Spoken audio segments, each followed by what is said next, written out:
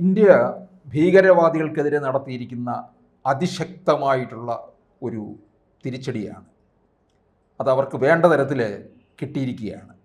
ഇതിനകത്തൂടെ ഭീകരവാദികളും കൊല്ലപ്പെട്ടു, അവരുടെ കുടുംബവും കൊല്ലപ്പെട്ടിരിക്കുകയാണ്. അത്തരത്തിലുള്ള വാർത്തകളാണിപ്പോൾ വന്നുകൊണ്ടിരിക്കുന്നത്.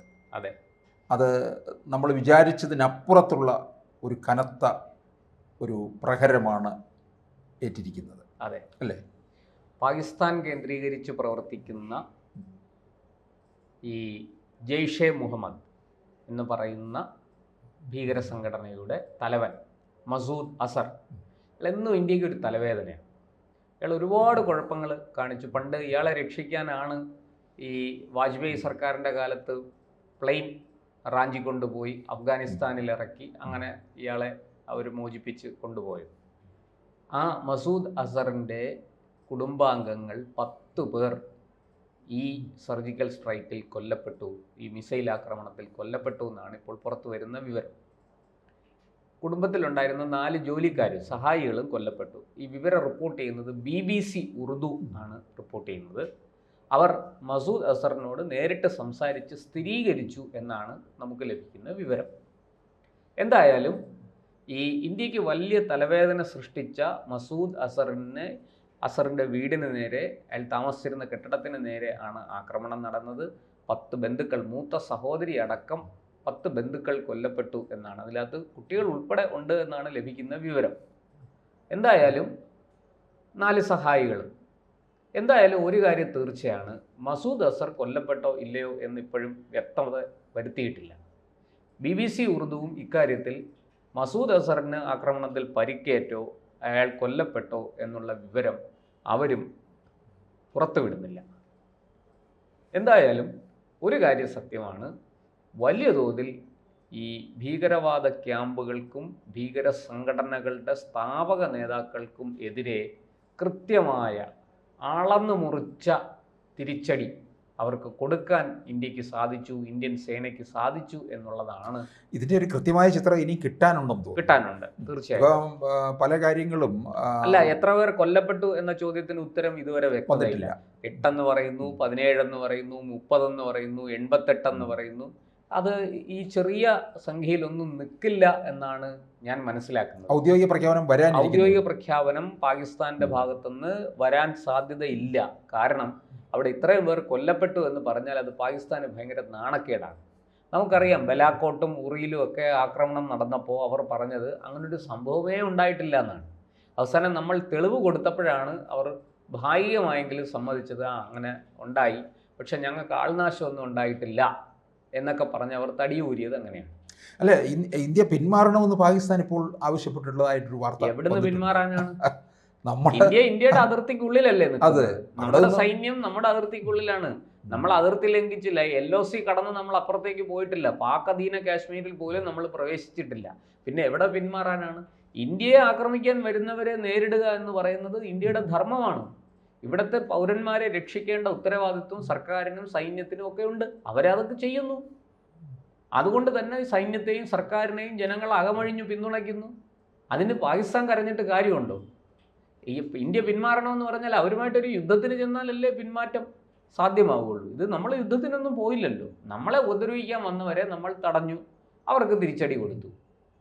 ഇത് മാത്രമേ നമ്മൾ ചെയ്തിട്ടുള്ളൂ. അതിനിപ്പോൾ ലോകത്തിൻ്റെ ഏത് കോണിൽ അവർ പോയി ഒളിച്ചാലും ശരി, നമ്മളെ ഉപദ്രവിക്കാൻ വരുന്നവരെ, ഉപദ്രവിച്ചിട്ട് പോകുന്നവരെ നമ്മൾ പുറകെ ചെന്ന് തട്ടും. അതൊരു അല്ല, ഈ ഭീകരവാദിയുടെ കുടുംബത്തിന്റെ കാര്യം മാത്രമാണ് ഇപ്പോൾ വന്നിരിക്കുന്നത്. ഇനി ഇതുപോലെ പിന്നാലെ അല്ല, ഹാഫിസ് സയ്യിദിന്റെ ആസ്ഥാനത്തിനും, അതായത് ലഷ്കർ ഇ തോയ്ബ, ജെയ്ഷെ മുഹമ്മദ്, അതുപോലെ 9 ഭീകര കേന്ദ്രങ്ങളാണ് അറ്റാക്ക് ചെയ്തിരിക്കുന്നത്. അതെ, അതിൽ ഈ മുസാഫറാബാദിലാണ് ഈ പറയുന്ന ലഷ്കർ ഇ തോയ്ബയുടെ ആസ്ഥാനം എന്ന് പറയുന്നു. അതുപോലെ ബഹാവൽപൂരിലാണ് ഈ ജെയ്ഷെ മുഹമ്മദിൻ്റെ ഒരു കേന്ദ്രമെന്ന് പറയുന്നു. ഇങ്ങനെ പല പല വാർത്തകളാണ് അത് സംബന്ധിച്ച് വന്നുകൊണ്ടിരിക്കുന്നത്. കൂടുതൽ ഞാൻ പറഞ്ഞല്ലോ, കൂടുതൽ വ്യക്തത വരേണ്ടതുണ്ട്. എന്തായാലും ഈ ലഷ്കർ ഇ തോയ്ബയുടെയും ജെയ്ഷെ മുഹമ്മദിൻ്റെയും ആസ്ഥാനം തവിടുപൊടിയായി എന്നുള്ളത് സത്യമാണ്. നമുക്ക് ഇതിനകത്തുനിന്ന് വേറൊരു കാര്യം അറിയാനുള്ളത്, ഇത് ഇപ്പം ഈ ഒരു 10, 16, 20 മിനിറ്റ് കൊണ്ടാണ് ഇത്രയും നടത്തിയത്. 23 മിനിറ്റ് വരെ എടുത്തു എന്ന് പറയുന്നുണ്ട്. പക്ഷെ 16 മിനിറ്റിനുള്ളിൽ തീർന്നു എന്നാണ് പൊതുവെ കേൾക്കുന്നത്. എന്തായാലും 23 എങ്കിൽ 23. ഇനി ഇതിന്റെ ഒരു തുടർച്ച ഇന്ത്യയുടെ ഭാഗത്ത് നിന്ന് ഉണ്ടാകുമോ? സർ, അത് ഇപ്പോൾ നമുക്ക് ആ കാര്യത്തിലൊന്നും പറയാൻ സാധിക്കില്ല. കാരണം ഇപ്പോൾ തന്നെ പാകിസ്ഥാൻ വളരെ സമ്മർദ്ദത്തിലാണ്. അവർ ഒരു തിരിച്ചടിക്ക് ശ്രമിച്ചു നോക്കി. JF-17 ചൈന കൊടുത്ത വിമാനം ഉപയോഗിച്ച്. അത് വലിയ കരുത്തുള്ള വ്യോമസേനയെ കൂടുതൽ കരുത്തരാക്കുന്ന ഒരു ഒരു ഒരു യുദ്ധവിമാനമാണ്, പോർ വിമാനമാണ് ഈ JF-17. പക്ഷേ അത് വളരെ നിസ്സാരമായിട്ട് തദ്ദേശീയമായി നമ്മൾ വികസിപ്പിച്ചെടുത്ത ഒരു മിസൈൽ ഉപയോഗിച്ച് ആ വിമാനത്തെ, അതിർത്തി കടക്കാൻ ശ്രമിച്ച, ഇന്ത്യയിലേക്ക് കടക്കാൻ ശ്രമിച്ച വിമാനത്തെ നമ്മൾ അടിച്ചിട്ടു. അത് പാകിസ്ഥാനിൽ തന്നെ വീണ് കിടപ്പുണ്ട്. അതിൻ്റെ ദൃശ്യങ്ങളും ഒക്കെ ഇപ്പോൾ പുറത്ത് വന്നിട്ടുണ്ട്. ആ വിമാനം തവിട് പൊടിയായി തകർന്നു കിടക്കുന്നതിൻ്റെ. അത് ഓടിച്ചിരുന്ന പൈലറ്റിന് എന്ത് സംഭവിച്ചു എന്ന് അറിയില്ല. ഒരു പക്ഷേ പാരച്യൂട്ട് ഉപയോഗിച്ച് രക്ഷപ്പെട്ട് കാണും. പക്ഷേ മുഴുവൻ എനിക്ക് തോന്നുന്നു ഭീകരവാദികളെയും തീർത്തിട്ട് ഇന്ത്യ കുറച്ചൊരു പിന്മാറ്റം നടത്തുകയുള്ളൂ. അതെ, ഇനി എന്തായാലും മുന്നോട്ട് വെച്ച കാല് പിന്നോട്ടുണ്ടാവില്ല. അത് മുന്നോട്ട് തന്നെ പോകും. കാരണം ഇത് ഇങ്ങനെ സ്ഥിരമായിട്ട് ഇന്ത്യക്ക് നേരെ ഇങ്ങനെ വർഷങ്ങൾ കൂടുമ്പോൾ, 2 വർഷം 3 വർഷമൊക്കെ കൂടുമ്പോൾ ഇത്തരത്തിലുള്ള നിഴൽ യുദ്ധം, ഒളിയുദ്ധം ഇനിയും ഇത് വെച്ചു പൊറുപ്പിക്കാൻ പറ്റില്ല.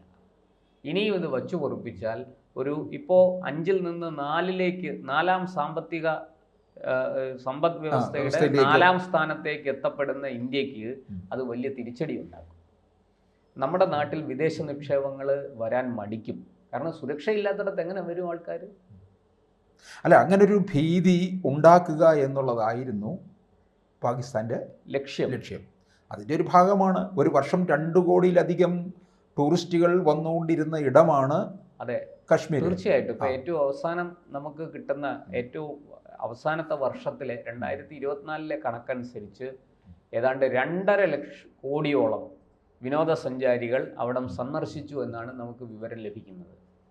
എന്തായാലും എത്രയും വലിയ വരുമാനം അവിടെ ഈ വരുന്നവർ, ഒരാൾ 100 രൂപ വെച്ച് ചിലവഴിച്ചാൽ തന്നെ എത്ര രൂപയുടെ വരുമാനമായി.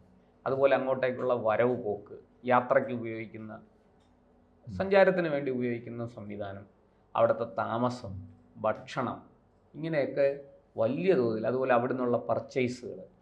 വെറും ആപ്പിൾ കൃഷിയെ മാത്രം ആശ്രയിച്ച് കഴിഞ്ഞിരുന്ന ഒരു ജനത അതിൽ നിന്ന് വ്യത്യസ്തമായിട്ട് വലിയ വലിയ ഹൗസ് ബോട്ടുകളും ഒക്കെ ആയിട്ട് ഈ കാശ്മീരിലെ തടാകത്തിൽ വിനോദസഞ്ചാരികൾക്ക് സൗകര്യമൊരുക്കിയ ആൾക്കാർക്ക് ലഭിച്ചത് വലിയ വരുമാനമാണ്. അവരുടെ പോക്കറ്റ് നിറയെ പണം ഉണ്ടായി എന്നുള്ളതാണ്. അതും അധ്വാനിച്ചുണ്ടാക്കിയ പണം.